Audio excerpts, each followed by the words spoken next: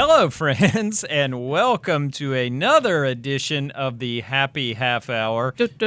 We really got to consider that name on days like today because I don't think there's too much happy out there in the world, but here's what we're going to do. We're going to do our part to kind of talk about what we saw, which was, of course, not great, Bob, but there's a lot of things to be gleaned from a game like that and a lot of things I think you can carry forward, so it's worthwhile to get into some of that. So, as always, we'd like to thank our sponsors, our friends over at Deep Eddy Vodka.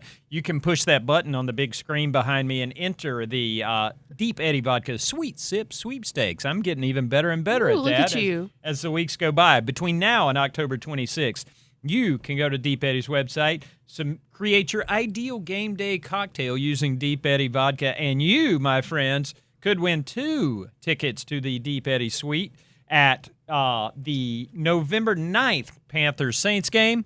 What a good time that's going to be. There's going to be exclusive swag. There's going to be cocktails. There's going to be fun. There's going to be community there. And really, isn't that all we're looking for in any of this? Isn't that what football and Deep Eddy is all about? I think it is. So whether it's Deep Eddy, whatever you're looking for this evening, find a little community, find a little warmth. I am going with my biscuit pillow. I've got my friend here. I think on days like today, it's important to surround yourself with things that make you happy. So this biscuit pillow, a little bit of Deep Eddy, I think that's going to take care of me tonight. Bojangles and Deep Eddy, that's all Darin needs in the world. That's right. All I need to survive is this notebook, this pen, my duck friend, a bottle of water, some Deep Eddy, a biscuit pillow, and a little bit of football talk, but not too much. So, thanks to our friends at Deep Eddy, we might as well get into this. Let's go for it. As I said, not great, Bob. Patriots 42, Panthers 13. This was a game with a lot of stuff going on at one time without putting too fine a point on it.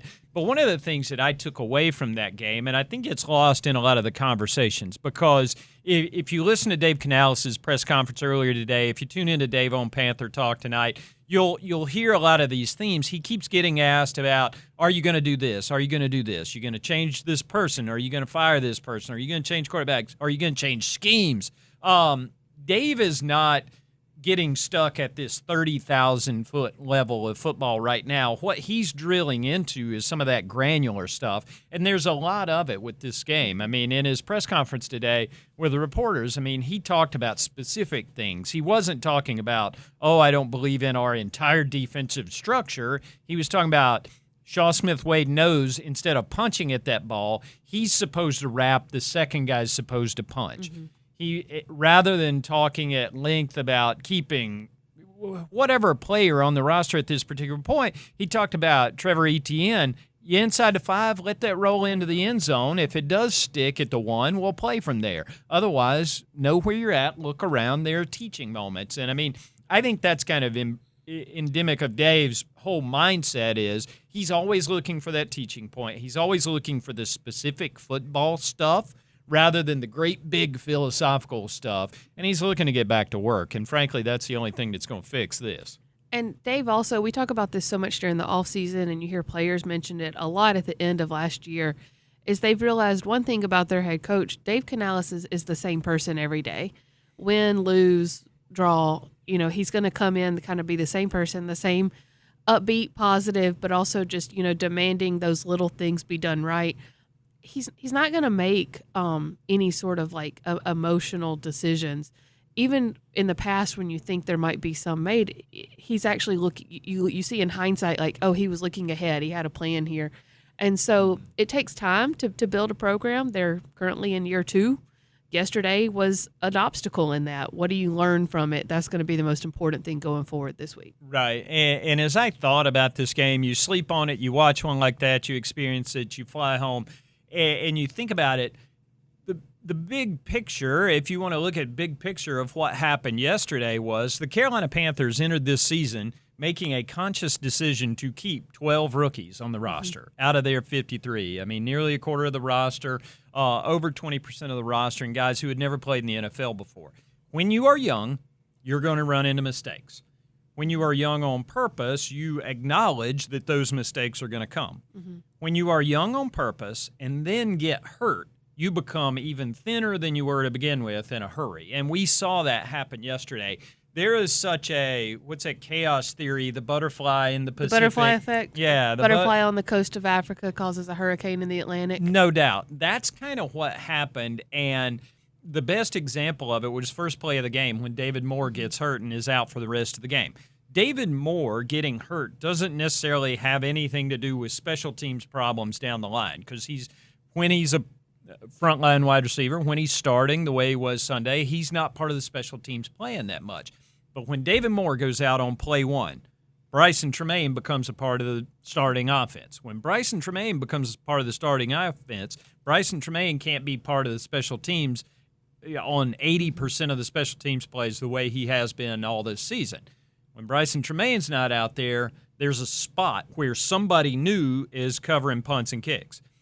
Same with DJ Johnson on the other side. Pat Jones and DJ Wanham out last week with injuries, so Nick Scorton starts on one side, DJ Johnson starts on the other. DJ Johnson was one of those core members of that kickoff coverage team, punt team that we had talked so much about leading into that game. When those guys have to start on offense and defense, you're backfilling behind them. They brought up Boogie Basham off the practice squad to fill in, and Boogie ended up playing not just special team snaps but defensive snaps yesterday, and obviously not an ideal situation. And you just saw that over and over through that game where it's just like, okay, yeah, that was a bad outcome. And if you trace it back, if you diagram that sentence, you remember diagramming sentences?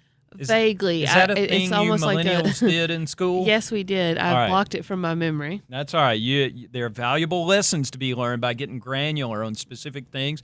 But if you diagram those sentences and get down to the root of all those problems, I think you see some of that. For sure. And it does affect even bigger things, too. You know, for example, I think Canales talked today, Monday, about, you know, sometimes David Moore is the guy on what he calls those logo punts, like punts coming from the logo, and then ETN coming back. Would David Moore have known to let that roll? Maybe. That's a good learning lesson for Trevor Etienne. But, you know, would that have happened if David Moore had been back there? Maybe not. And so there are a lot of little things. That's not every week in the NFL has to necessarily be a referendum on a team. We saw a complete different team last week versus Atlanta than we did in New England this week. So I think it's still too early to make any big declarations, right? And one way or the other. And I almost apologize to our friends who are only listening to the happy half hour on audio because they might miss this part. There are visual aids at work here. There's like this spectrum in the NFL that teams are on, and unless you're one of those very rare and fortunate teams that's able to get to a certain level of sustained quality play, you tend to go from week to week, and you're going to be here or here. The Atlanta Falcons come in here last week, get shut out 30-0. Immediately turn around and go dog walk the Washington Commanders. Right. You know, the Carolina Panthers shut out the Atlanta Falcons, immediately go to New England where they had just got embarrassed and proceed to get embarrassed themselves. I mean, that's just how it works so often with most of the teams in the NFL that are in that great middle. I mean, everybody talks about, and JC and Derek talked about it last week, he's like, the next challenge for us is to become consistent with this kind of stuff. They're still working on that. But that's one of those things that's easier to say than to do, because to do that, you've got to have a stable base of players. You've got to have that thing they talk about, culture, and you've got to really instill that from day one on. And that's what Dave's trying to do when he comes into a press conference today and talks about getting back to the work and really zooming in on the fundamentals and all that kind of stuff. I mean, that's all a football coach knows how to do. Mm-hmm. Yes, I agree. I thought you were still going. My bad. Kassidy's become conditioned. She knows that there are times when you pull Darin's string, and Darin can talk for 15 minutes. Right, he's like one of those little childhood toys that just goes in circles around the room. You talk, or like the monkey with the cymbals. Yeah. But yes, completely agree. It's one of those things, too. You get me talking about Bryson Tremaine having to play offense and how that trickles down to special teams. It's like, welcome to my TED Talk. But, no, I mean, it is. I know it's a frustrating day. Lord knows I'm reading my mail that's coming in. I can only imagine. That mailbag tomorrow should be special. Tune in to Panthers.com for that. Every now and then people just got to vent, but the reality is, I mean, you could kind of see some of these things coming based on the kind of the construction of the roster, but mostly just individual things that kept happening over the last week. Right. And now, so to quote JC and DB a little bit, what do you do from here? Mm-hmm. I always love that saying in baseball, like you're going to win 50, you're going to lose 50. It's what you do with the other 50 that matters. You ever heard that one? Yeah, I know the math is a little off on that, but it's the sentiment that matters. Kassidy math, hashtag. Okay, but the saying is 50. Google it. I'm just kidding. Is the sentiment that matters. You win one week 30-0, you lose the next week 42-13. What do you do next week? Right. What do you do against the Miami Dolphins, who we'll see tonight and see what they kind of look like in their week 4? They're still looking for their first win. Yeah. And so what do you do next week and the week after that? I think last season you also had a win in week 3 and then not another until week 9. Is that correct? Something like Germany? Yeah, 8, 9. No, New Orleans, then Germany, something like that. Germany. And so what do you do next? Do you show improvement by showing consistency and finding a way to not have that dearth of wins again and kind of showing that you're going upwards? Right. And again, it feels like we've talked since March when you saw the free agency, you saw the pattern, you saw what they were trying to do. I keep doing this when I'm talking about the Carolina Panthers. They're trying to steadily climb and go that way. I mean, right now I understand it doesn't look like that at the moment, but it just feels like they're built on such a more stable base. I think the stuff you're trying to figure out, the stuff you're looking for, the injuries you're trying to cover for right now are things that will improve once people get well, once people get back on the field. Again, you put Pat Jones and DJ Wanham back on the field, and I guarantee you the Patriots aren't running all those jet sweeps to the edges of the offense early on in that game. I mean, they saw a rookie and they saw DJ Johnson, and they went straight at it yesterday. So I think a lot of this stuff corrects itself with time, but they have laid in a more stable base of talent, especially on the defensive side of the ball compared to last year. So we'll see as guys start to get back in where things go. And here's the moment, speaking of seeing where guys fit in, I would rather light a candle than curse your darkness, Carolina Panthers fans. Dave Canales said something on Monday that I think is going to make a whole bunch of y'all happy. This week, with those injuries at wide receiver, it's Jimmy Horn time, everybody. Yep. I know some people that are going to be very excited. Yeah, it seems like the greater internet. And I was about to say, and they all live on Twitter. we talk about the internet like it's a person, and it's really not. Most of them aren't even real. But a lot of people are excited to see Jimmy Horn and what he can do to his offense. And Dave talked today about some of the stuff they're talking about. Right. He's got the speed. He's got the shiftiness. Now he gets the chance to go out there and do it and prove it in a game. What does this mean long term? I don't know. But, they always say injury means opportunity. And so congratulations, Jimmy Horn. Here's your opportunity. Yep. Let's see what you can make of it. I don't know much about the Miami defense yet, so I don't know what that could look like with Jimmy. To your point, can he go sideline to sideline? What's he going to look like?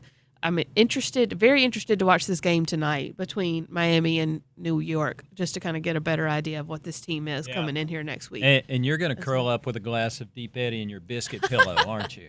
No, because I'm Baptist, remember? Oh, that's right. Well, you'll be in the privacy of your own home. You can safely have a drink of Deep Eddy in your own home if you want to, with your biscuit pillow. There you go, just not in public. Yeah, no doubt. But, no, it is going to be interesting to see. By the way, speaking of the way this thing's gone and things that pop up in my mailbag and the greater internet community, somebody wrote into the mailbag last week saying, anybody asked y'all if this reminds you of 13 yet? Yeah. And I'm like, yes, as a matter of fact, somebody Tell me about the 2013 season, Darin. The 2013 Carolina Panthers, as you might remember. What were you doing in 2013, Kassidy? I'll be honest, I was not watching the Carolina Panthers. Were you in?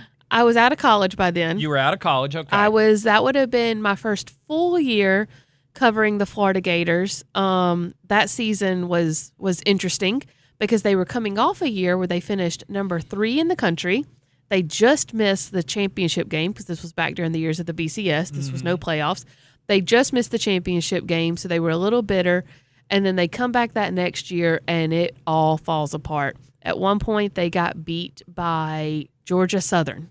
at home. Don't you besmirch the hated Eagles of Georgia Southern, a fine member of the Sun Belt Conference. That day, though, I'll always remember the day they lost to Georgia Southern for many reasons. But the biggest one was that was the day Will Muschamp taught us all what a midline is. Do you know what the midline is, Darin? I'm afraid of where this story's going. The midline is most commonly used in a triple option offense. Oh, yeah. It is the mesh point between the quarterback's handoff and the running back's stomach when the quarterback has to make the decision whether or not to hand it off or pull it. There you go. Well, you talked about that Florida season being a disaster. You know what was not a disaster? The Panther season? Your 2013 Carolina Panthers. They started that season 0-2. Sound familiar? It does. They rebounded nicely in Week 3 with a shutout shutout win. A shutout win? A shutout win over the hated New York Giants, 38-0. Wow, that does sound vaguely familiar. And then they turned around and went on the road and lost in relatively distressing fashion to go 1-3. What was the score? 22-6. Well, who did they lose to? Against the hated Arizona Cardinals. If you had told me the Patriots, I would have fallen out of the chair. Yeah, I know, you would have fallen out of the chair. And then the 2013 Carolina Panthers, as you folks all remember, wheeled off 8 wins in a row and 11 out of 12 to go to the playoffs. Am I telling you this version of the Carolina Panthers is about to go on an 8-game win streak? I am not, but I'm also not saying that. I'm not. You know, I covered Aaron Rodgers in his last year at Green Bay. And I remember standing at his locker after they lost that London game, and he said, you know, we've done it before. Who's to say we can't reel off the next 6? And they missed the playoffs that year, but just barely. They won, I think, the next 4 out of 5 or something like that. And again, expectations can mess with your head. I think it's dangerous to get into that spot. And all the feelings that everybody's feeling today is based on what they thought was going to happen in this game rather than – I think it's just kind of important to think about the overall trajectory of this Carolina Panthers team. I mean, Dan Morgan's talked about it, Brant Till has talked about it, Dave Canales has talked about it all off season. You're trying to build. You're trying to gradually get better. And, Sunday was one of those cases. Some days you just get got. You guys laugh at me every now and then about the wit and wisdom of John Fox. I have decided that after 20 years, he is wise beyond his years. He used to say things that bored us all to death, like a punt is not a bad play when he was coaching. But one of the things he also said was, you're never as good as you look when you win. You're never as bad as you look when you lose. And I think you can look at the last 2 weeks of Carolina Panthers football and see the wisdom of John Fox. So, with that said, keep it locked on Panthers.com and the YouTube channel for all the latest. We got Panther Talk coming up later with Dave Canales, all the good stuff you're used to seeing here on our channels.